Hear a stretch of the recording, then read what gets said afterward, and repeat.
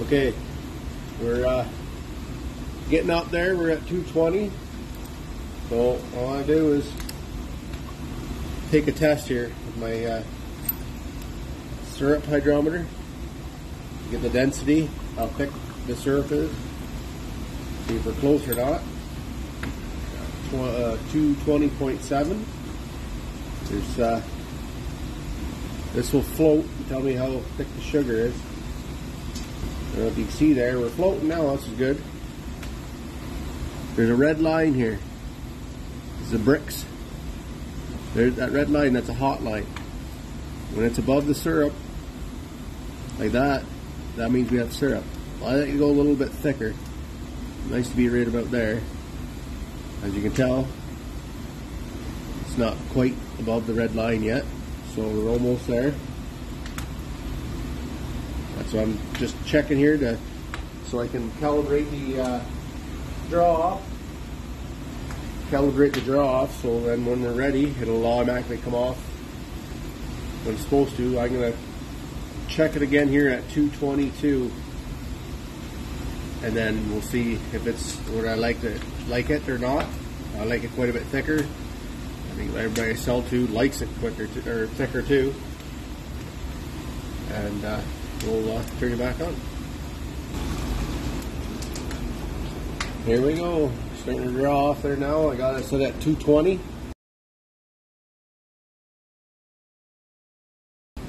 We'll give her a check here. I think it's pretty thick. That's what we want. Nice steady draw there. Nice slow draw. See that? Nice little stream coming. Should be nice and thick, this stuff. We'll give her a test here. I tested it at 221.5, and it was thick, but it wasn't thick like I like it. So there's our red line. There we go. You guys can see that. Nice and thick. That's the way we want her. None of that thin stuff. Nice steady draw there. Opens on itself. So I don't have to watch it open the valve or nothing. Put this in here. I have to wash this off with clean water, so no sugars on it. So when I go do my other test, it's not heavy, so it'll sink further, so I get an accurate reading. I'll let that draw off. You can see the temperature at the top there. 222.3. It'll get hotter as it goes, because it's actually pushing, the fresh sap is actually pushing forward. So it's pushing that hot syrup forward, which is coming out at the end here. So as it comes, then the syrup in that chamber comes in the pot. The cooler sap will push forward, and then you'll see the temperature drop. As the temperature drops, this valve will shut down. And then as in that chamber it gets hot again, up to 222, which I got it set at, we'll open back up and then just continue, well, all day as I feed the fire, as we have fresh sap going in the evaporator. It'll keep doing it. Nice steady stream there. Hopefully we get a gallon or so. Down to 222. Oh, there, it's shutting off there now. So it dropped below the 222. We got about half a gallon of syrup there, so we can keep that up every 40 minutes or so. We'll be laughing. Okay, we got the syrup off there. Now this is my baller, filter baller. So I usually lift it up, go to there. I took a couple cups when it was kind of still syrup, but a little bit thinner than I like. And I usually, as I do, is I put it in the filters, just to get them primed, so a little bit wet, so it actually runs through a bit better. I have 9 pre-filters and a thick filter in the very bottom. This real nylon, real thick filter right there. That's the one that ensures that nothing's going to get through any sugar sand or whatever. So we got about almost about close to a gallon here. What I do is I just pour it in there. It's all gravity filtered, so it takes a bit, so you got to filter it when it's really hot. It'll filter better. And she'll take all that, no problem. What I do is see it sheathing off the bucket there. See that? It's nice thick stuff there. It's real thick stuff. Ready to close her up like that.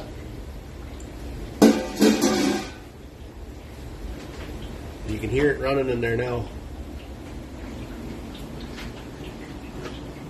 This jacket here, I fill that full of water, then I start my burner, and the steam actually heats up the syrup again. You don't want direct heat onto the pan because it actually will create niter sand, so molecules in your syrup, so it'll be cloudy. You want that. You want nice clean syrup. Once I bring it back up to 180 will kill all the bacteria in the bottles. When I fill the bottles up, fill them up, put the cap on, lay them on their side. It'll kill all the bacteria on the cap, all the bacteria in the bottle, and then it's ready for purchase. They're ready to store, I should say. And you can hear it running in there now. Sounds with good sound there. First batch, first draw off of maple season 2021. Okay, I wanted to show you this. I got my water in my water jacket. I got the heat on, so now it's gonna heat up the water. The steam is gonna heat the pan, heat the syrup back up to 180. I want to keep it around 180, so when I bottle, around 135 right now, so it's gonna warm up a bit more. I wanted to show you this. Now, the pre-filters, like I said, I had 9 in here. So as I'm putting syrup in, it's catching all the sugar sand, minerals you don't want in the syrup. And this is, as they clog up, you peel one off at a time. And here's what I wanted to show you. This is probably about 4 or 5 gallons in there now. This is right here. That's all sugar sand. Right there. Right in that filter. Right there. It's pretty heavy. We'll take that and just toss it. It's garbage. Throw it away. I get a whole bunch of them. I cut them all up. I have lots and lots of them, so I just put new ones in as I go. And now we're nice and clean again. Ready for some more syrup. Okay, well, we're going to grate it. It did filter through. You can see there, she's all through now. It's actually fairly clean. That stuff is fairly clean. Now, when I say sugar sand or niter, all that is a mineral that the tree produces. So it's not bad stuff. You can eat it. It's nothing wrong with it. It's just like a gritty texture to it. You don't really want, but it's fine to eat. There's nothing bad about it.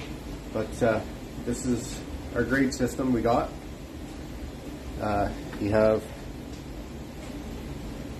light, amber, and dark. And you can see if I can get up the light here.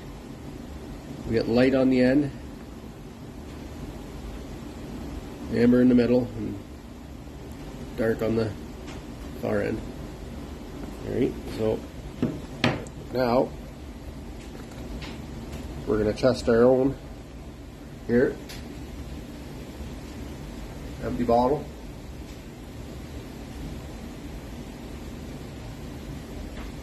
Should have enough to just enough. They're coming in.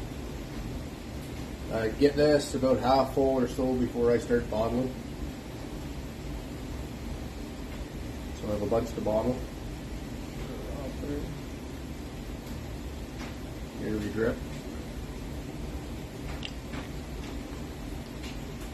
What I'll do is I'll cap this, I'll write a date on it, what the grade is, so I know that the bottles I make today, this is the grade, this is the syrup.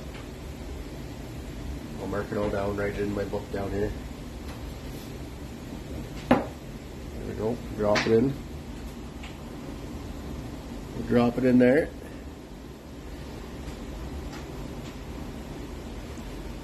So this is the one we just did. So it's lighter than dark. So we'll move it around. We're trying to get the closest color,